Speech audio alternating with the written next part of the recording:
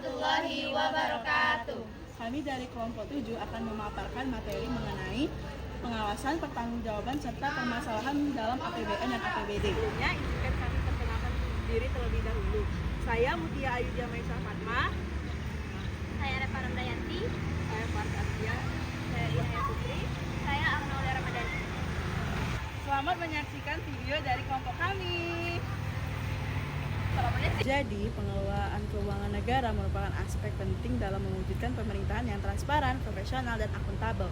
APBN dan APBD berperan menjadi instrumen utama dalam pengalokasian sumber daya untuk pembangunan nasional dan daerah yang didukung oleh landasan hukum seperti Undang-Undang Nomor 17 Tahun 2003. Pengawasan dan pertanggungjawaban anggaran menjadi kunci untuk mencegah penyimpangan, korupsi, serta pemborosan. Pengawasan dilaksanakan sebagai kontrol pekerjaan seorang direksi yang mempunyai tugas mengurus perusahaannya.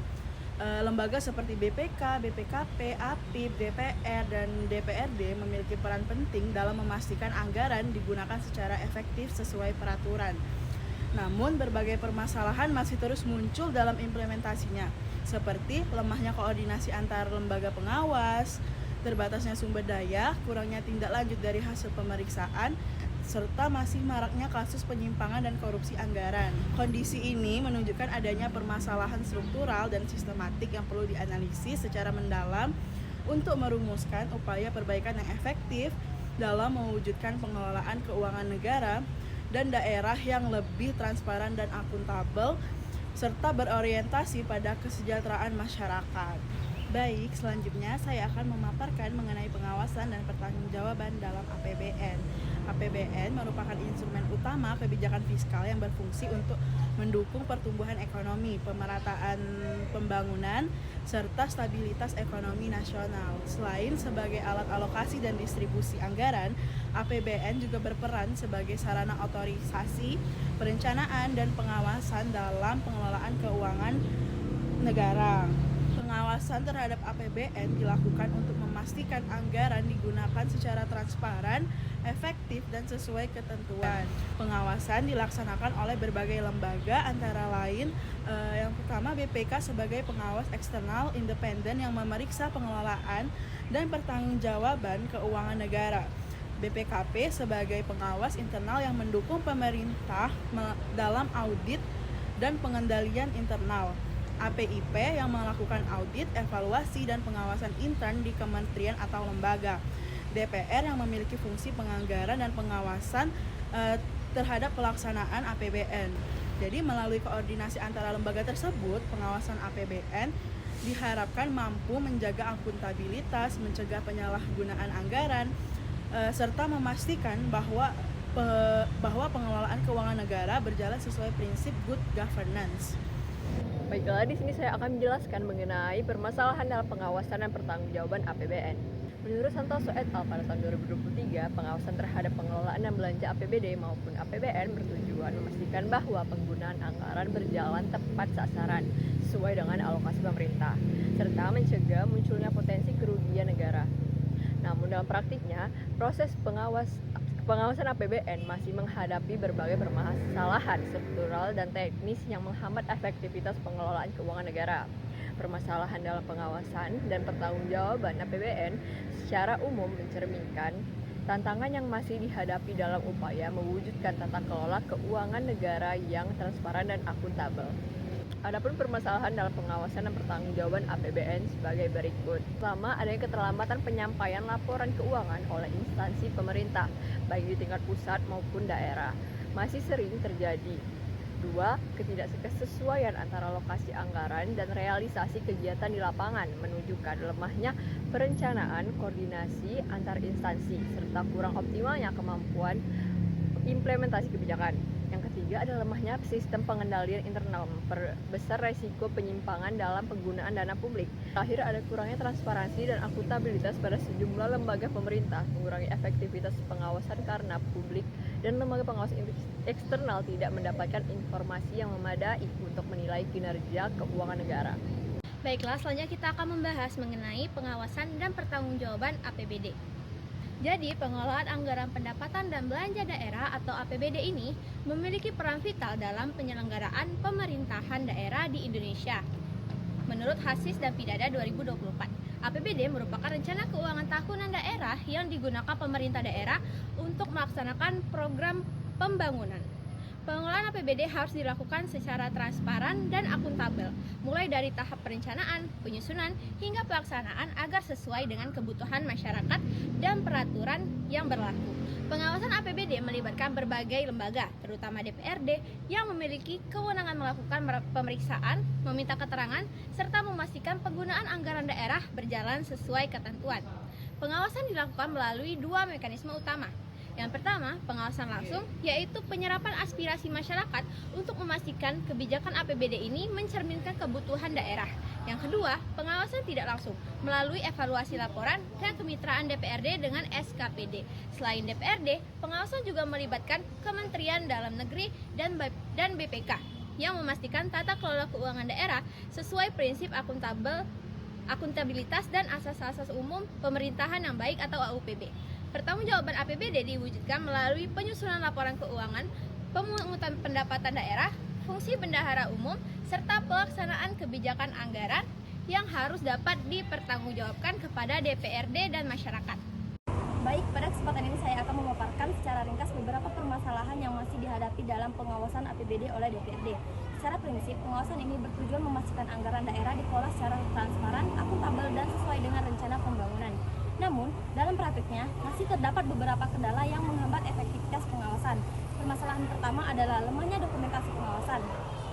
Banyak laporan yang belum tersusun secara lengkap dan sistematis, sehingga menyulitkan proses evaluasi maupun tindak lanjut. Selanjutnya, koordinasi antar DPRD dan OPD juga belum optimal. Informasi dari OPD sering tidak akurat atau datang terlambat, dan koordinasi DPRD pun masih belum sinkron. Rekomendasi hasil pengawasan pun kerap tidak ditindaklanjuti secara memadai karena tidak adanya mekanisme yang kuat untuk memastikan pelaksanaannya, serta lemahnya komitmen eksekutif. Selain itu, keterbatasan waktu, akses geografis, dan luasnya wilayah pengawasan membuat kunjungan lapangan tidak dapat dilakukan secara optimal. Di sisi lain, kapasitas sumber daya manusia DPRD masih menjadi tantangan, terutama dalam kemampuan analisis anggaran dan monitoring evaluasi.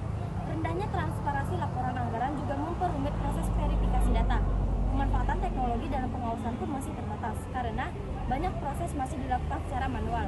Yang terakhir, ada dinamika politik antar eksekutif dan legislatif dapat memunculkan konflik kepentingan yang mempengaruhi objektivitas pengawasan. Semua kendala ini dapat pada akhirnya menyebabkan ketidaksinkronan antar perencanaan dan realisasi anggaran daerah. Baik, demikian pemaparan singkat mengenai permasalahan dalam pengawasan APBD.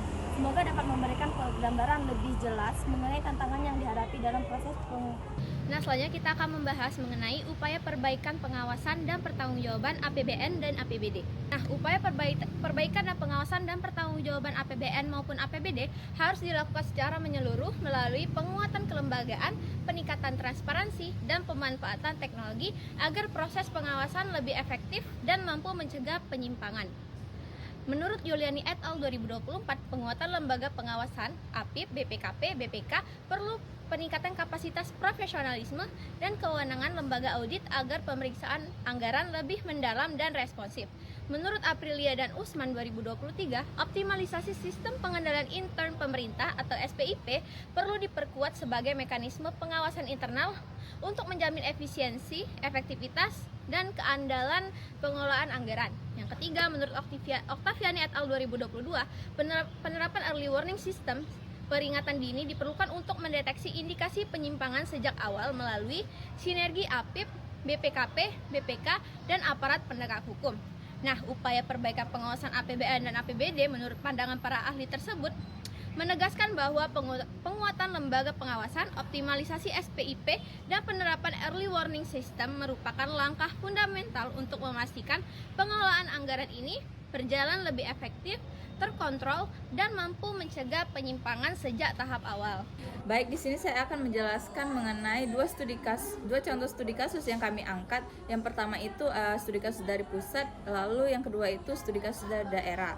Yang pertama saya akan menjelaskan studi kasus dari pusat, yaitu kami mengambil penelitian dari Siswarini et al. 2024 yang berjudul Pengaruh Kompetensi, profesionalisme, pengalaman, dan etika auditor terhadap kualitas audit di BPK RI.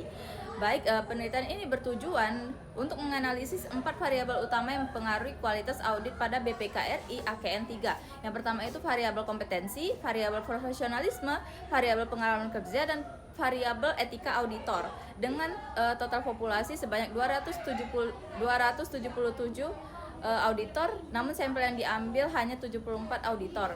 Baik, langsung ke hasil penelitian. Yang pertama, pada variabel kompetensi auditor tidak berpengaruh signifikan terhadap kualitas audit. Hal ini dikarenakan audit di BPK itu dilakukan secara tim dan melewati proses pengendalian mutu berlapis, sehingga kualitas itu tidak bergantung pada individu. Yang kedua itu pada variabel profesionalisme auditor. Nah, ditemukan bahwa variabel ini berpengaruh signifikan dan membuat hasil audit itu lebih akurat dan dapat dipercaya serta bermanfaat bagi seluruhnya. Baik, selanjutnya itu variabel pengalaman kerja. Di variabel ini ditemukan bahwa variabel pengalaman kerja berpengaruh signifikan. Artinya auditor yang berpengalaman itu menghasilkan penilaian yang lebih tepat. Selanjutnya itu ada variabel etika auditor. Nah, variabel ini juga ditemukan berpengaruh besar karena integritas dan independensi, kerahasiaan serta profesionalisme itu dinilai merupakan fondasi utama kualitas audit sesuai dengan kode etik BPK pada peraturan BPK nomor 4 tahun 2018. Baik, kelompok kami mengambil kesimpulan bahwa sebesar 82% kualitas audit itu dapat dijelaskan oleh 4 variabel tersebut. Karena kualitas audit BPK ini sangat dipengaruhi oleh profesionalisme, pengalaman, dan etika auditor itu sendiri. Sementara kompetensi individu itu tidak signifikan karena adanya sistem pengendalian mutu yang kuat. Baiklah, di sini kami mengambil penelitian studi kasus daerah dari Sipayung dan Merasa tahun 2021 yang berjudul Evaluasi Audit Internal pada Inspektorat Kota Tomohon. Nah, dalam penelitian ini bertujuan untuk mengevaluasi bagaimana audit internal itu dilaksanakan untuk meningkatkan kualitas laporan keuangan daerah. Lalu hasilnya itu menunjukkan bahwa ada beberapa hal. Yang pertama itu Inspektorat Kota Tomohon telah mencapai level 3 SPIP yang menunjukkan pengendalian internal itu telah berjalan dengan baik. Yang kedua itu juga telah dibentuk tim khusus untuk memantau pengendalian internal untuk menilai resiko dan memberikan rekomendasi perbaikan. Yang ketiga itu ada Inspektorat telah menjalankan fungsi konsulting bagi seluruh SKPD, termasuk pendampingan dan juga penugasan berbasis resiko. Selanjutnya itu ada SIMDA Keuangan yang telah menggunakan penyusunan laporan keuangan, tetapi sistem yang masih baru itu menimbulkan kendala teknis dan kurangnya pemahaman pada pengguna. Lalu ditemukan juga masih banyak SKPD yang kesulitan menyediakan bukti administrasi secara lengkap. Lalu juga ditemukan masalah utama, beberapa masalah utama. Yang pertama itu keterbatasan SDM auditor dan rekrutmen auditor itu masih bersertifikat yang ketat. Yang kedua itu ada kendala dalam SIMDA karena sistemnya itu masih baru dan kurangnya kemampuan teknis. Yang ketiga itu ada permasalahan pada independensi karena potensi intervensi. Nah, meskipun telah diterbitkan piagam pengawasan intern untuk memperkuat independensi. Lalu adapun masalah SKPD yang tidak siap menyediakan dokumen pendukung saat proses pemeriksaan.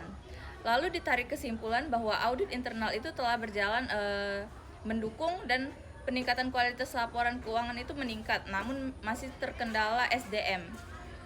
Juga terkendala teknis SIMDA, independensi, dan kesiapan pada administrasi SKPD. Terima kasih sudah menyaksikan pemaparan video dari kami. Apabila ada salah kata kami mohon maaf. Wabillahi taufiq wal hidayah. Wassalamualaikum warahmatullahi